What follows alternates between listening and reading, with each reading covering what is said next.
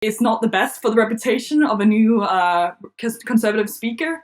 But so far, Speaker Mike Johnson have been actually impressed me quite a bit with his ability to kind of iron out the wrinkles within his own party. So I believe it will go through, and he'll keep his speaker's gavel, which is obviously the most important thing. So.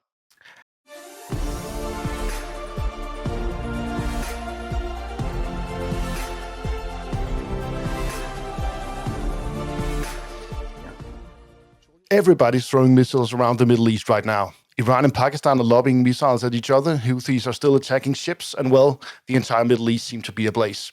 That's one of the topics we'll cover in today's edition of GeoPortfolio. My name is Mikkel Rosenvold, and with me I have my usual companion, Anne. Welcome to you, live from Paris. Thank you. It's great to be back. Great, same to you.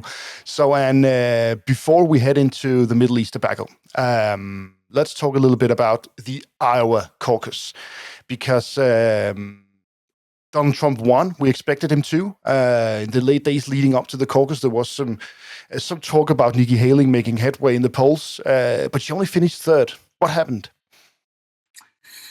Yeah, it's hard to say anything about the caucus, which already been said. But for me, there's two things worth noting, I'd say. First, Iowa's interesting just to see how valid a lot of the polls were, and it turns out they were pretty accurate. So this massive gap that Trump has been showing in the polls seemed to transfer as well when people were at the ballot. So that's an important point. As far as Haley, she was definitely hoping that she could grab that second place in the last final stretch of the Iowa campaign. Turns out that just about didn't happen. They are neck to neck, DeSantis and Haley, by around 2 points. Ron DeSantis got 21% of the vote and Haley 19%.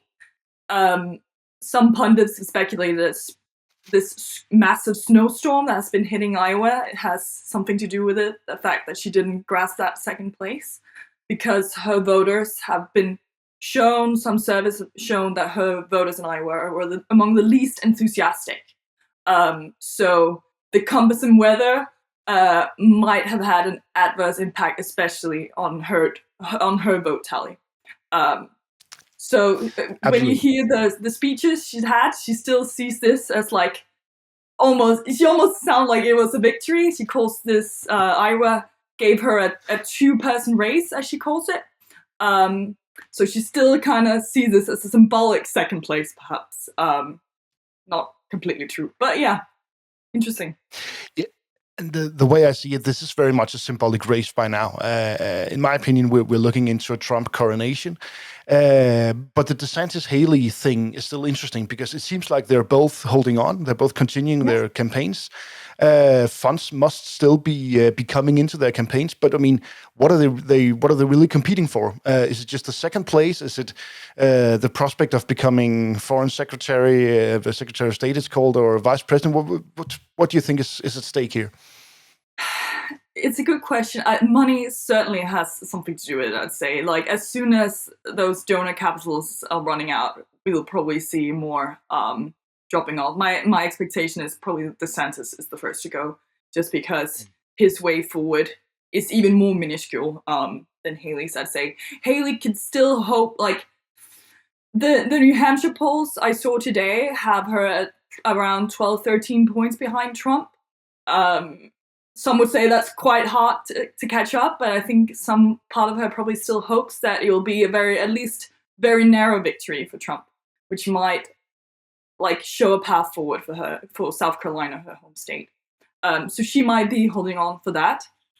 DeSantis, I think it's maybe more a point of pride at this point. That Chris Christie predicted he would drop after Iowa, so now he definitely can't do that. But for him, it's about saving some face, I think, at this point, leaving with dignity, perhaps. But I don't suspect he'll be on the ballot for Super Tuesday, would be my prediction. I think that's fair. Haley, it all depends on this very crucial New Hampshire vote now. I very much agree, and I think it's perhaps DeSantis is already, and Nikki Haley as well, is already looking ahead to 2028, because this is all about building some integrity around their or credibility, I would rather say, around their persons as presidential contenders. We see a lot of these contenders appear in subsequent nomination processes. Joe Biden was one of these, and eventually he got the nomination. That could be the case for 2028 when we should think that Trump is not going to stand. If he loses the main election, he might stand again in 2028. But let's leave that for now.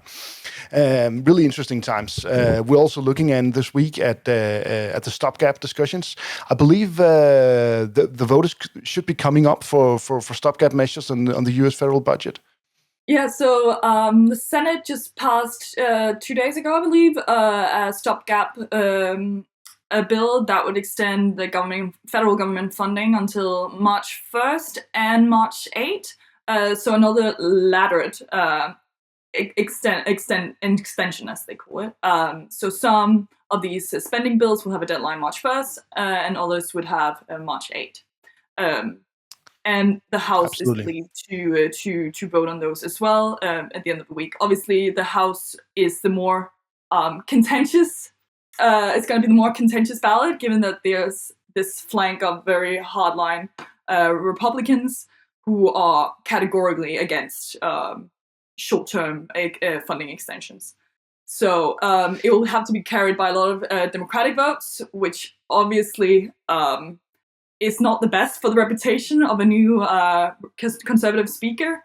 But so far, Speaker Mike Johnson have been actually impressed me quite a bit with his ability to kind of iron out the wrinkles within his own party.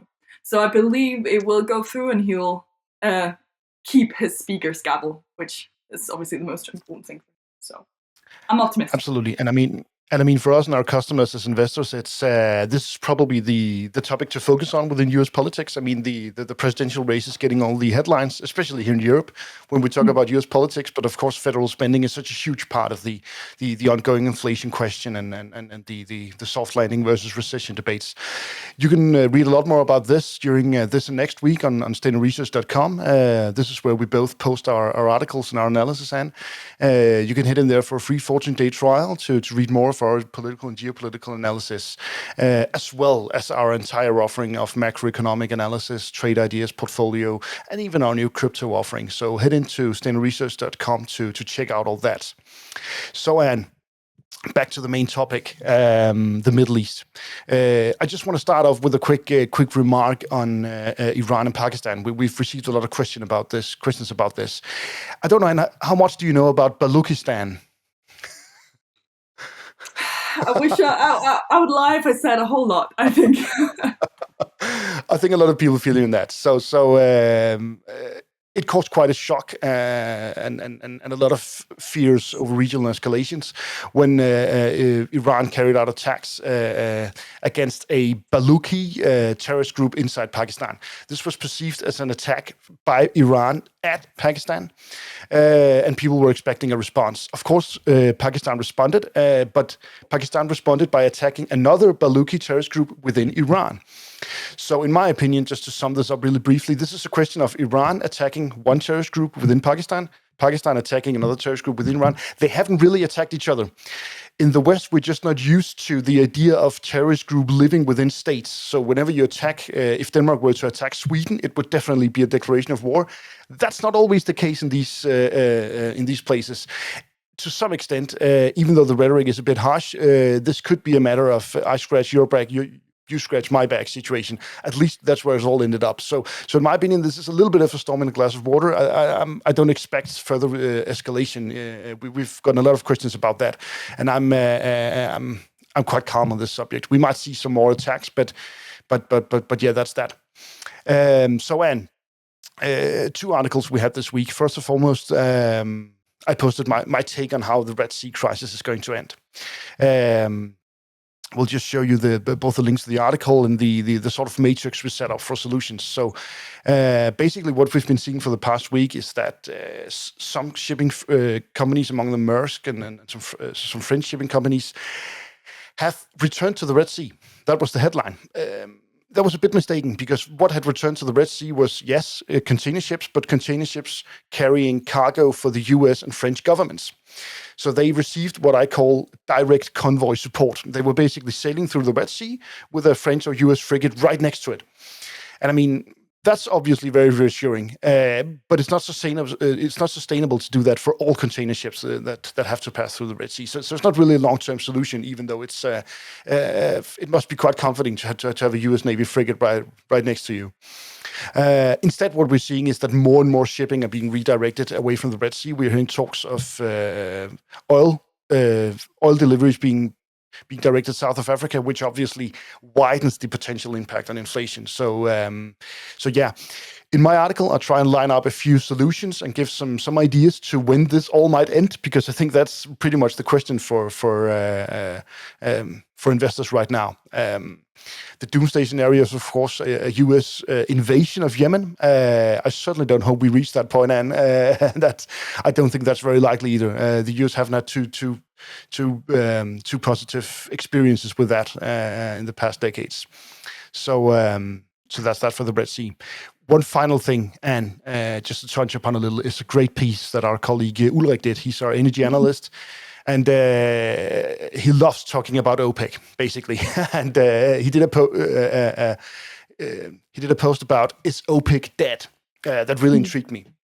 So I know, and you've been following international politics as well. OPEC has always been this kind of like a mystery geopolitical figure that's always been there. We both heard stories back to the 70s of the oil crisis, etc. But there are some points that OPEC could die, essentially. Just to iron that out, and I'll hit it over to you back afterwards. But basically, over the past couple of decades, the US and Canada have ramped up their oil productions to a point where it's difficult for the OPEC countries to continue running a cartel. Because if you have to have a cartel, you need to control large parts of the supply, and they're basically not doing that anymore. The US, we've been talking a lot about wars for oil. The US have basically won the wars for oil by producing more oil themselves. And that's, of course, a huge problem for OPEC. They've tried pulling in Russia. They've tried to retain the cohesion, but it's showing some cracks. So that's very interesting. And I think I don't know if you have some thoughts on where this leaves these countries in a world without OPEC. Can we even imagine that? No, it's hard. And honestly, the timing couldn't be worse for Saudi Arabia. Like with the war in Ukraine going on and Israel, Saudi Arabia's oil diplomacy could have been the most crucial it has ever been, essentially. Like MBS had the potential to wield like powers that he hadn't had before, essentially. But the lack of discipline in the alliance have been very clear from last year, with the cuts that have been going on, which have been to large part unilateral on the part of Saudi Arabia. They keep, as quote, the Saudi lollipops has kind of been the only thing they've been managing to accomplish, with Saudi Arabia unilaterally cutting the supply and essentially just helping everyone other than themselves. So yeah, discipline in the alliance, perhaps an all-time low. Would it mean the end of the alliance? I don't know. What do you think? No, I mean, I think a lot of these countries are still going to have mutual interests.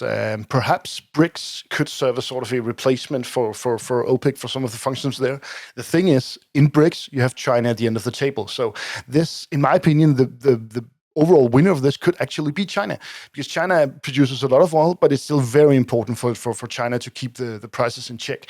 And if OPEC can no longer function as a cartel, that should, in theory, lead to lower oil prices over time, simply because competition is improved. And that's very, very good for China.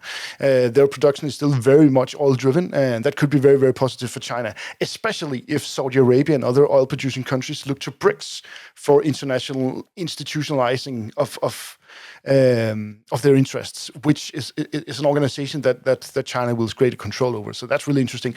at the end of the day, it could be really positive for Europe as well. I mean, in Europe, we seem to have reached the conclusion that we just don't want to produce any more oil or natural gas.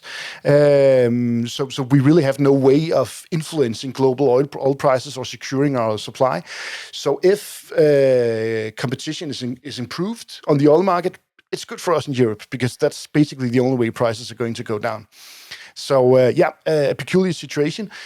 Some analysts, including our own Ulrich, actually argues that the Saudi production cuts have been positive for the U.S. because Mohammed bin Salman has basically, with his production cuts, kept up the price for the oil that the U.S. produces, because the U.S. is now such a huge oil producer that they have various interests in this. So the dynamics are extremely interesting. They're in some ways completely flipped over from the 70s and 80s, and it's a really interesting development. We'll keep an eye on that in coming weeks. If you want to learn more about the energy space, we're following both the oil and natural gas markets, the EIA reports, etc. Head on into stenoresearch.com and look for our energy cable articles and everything written by Ulrich Simmelholt, our great colleague. So with that, Anne, I think we'll try and wrap it up. We've kept it to around 15 minutes, which is our target here. Thank you for joining all the way from Paris, and we'll see you next weekend. My pleasure. See you next week. Yeah, and thank you all for tuning in. We'll see you at stenoresearch.com.